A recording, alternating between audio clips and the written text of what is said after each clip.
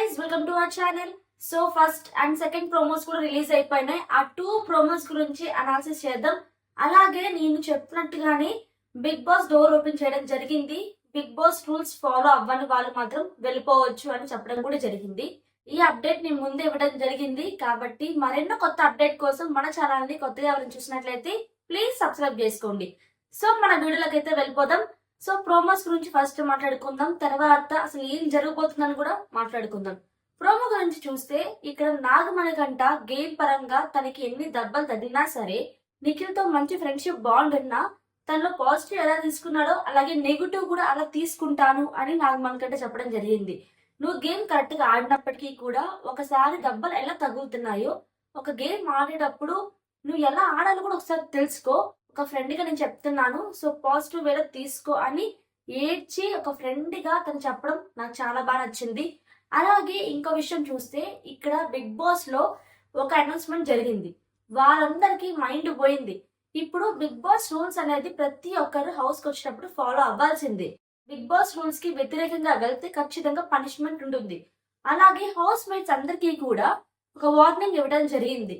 మీరు ఉంది big boss house లో, మీరు ఒకవేళ నా మాట మీరు వినకుండా మీకు ఇష్టం వచ్చినట్టు చేసుకోవాలనుకుంటే ఇప్పుడే మీరు బిగ్ బాస్ హౌస్ నుండి వెళ్ళిపోవచ్చు అని అనౌన్స్మెంట్ ఇవ్వడం జరిగింది. సో ఇది ప్రోమో చూసుకుంటే. బట్ జరిగిన విషయం నేను చెప్తాను. నిఖిల్ దగ్గర రెడ్ ఎగ్ ఉంది కాబట్టి నిఖిల్ చీఫ్ కండక్టర్ గా అయ్యాడు. సో వాళ్ళ క్లాన్ లో ఒకరిని చీఫ్ గా చేసుకోవచ్చు అని బిగ్ బాస్ అనౌన్స్ చేయడం జరిగింది.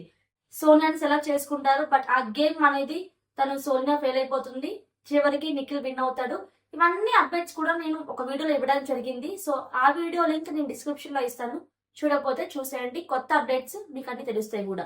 సో జరుగుతుంది. ఆ తర్వాత అబ్బాయి క్లాన్ లో ముగ్గురిని సెలెక్ట్ చేసుకుంటారు. ఆ ముగ్గురులో ఒక గేమ్ పెడతారు. ఎవరైతే విన్ అవుతారో మళ్ళీ నిఖిల్ తో ఒక గేమ్ అనేది జరుగుతూ ఉండేది. చివరికి ఎవరు చీఫ్ కండక్టర్ అని తెలుస్తుంది. సో ఇదే గేమ్ అనుకున్నప్పటికీ కూడా బట్ ఇలా జరగకుండా బిగ్ బాస్ కి కోపం రావడంతో వీళ్ళు చేసిన ప్రవర్తన వల్ల అబ్బాయికి అసలు గేమ్ లో ఇంట్రెస్ట్ చూపించలేదు, ఆడని కూడా ఆడలేదు, చీఫ్ గా తన కర్తవ్యాన్ని నెరవేర్చలేదు. అంతేకాదు ఆ క్లాన్ మొత్తం కూడా ఫెయిల్ అయిపోయింది అనే ఉద్దేశంతో ఈ క్లాన్ వాళ్ళు చీఫ్ గా అయ్యే అర్హత కోల్పోయారు అని బిగ్ ట్విస్ట్ ఇవ్వడం జరిగింది. ఈ దెబ్బతో ప్రతి ఒక్కరికి ఏం అర్థం కాలేదు.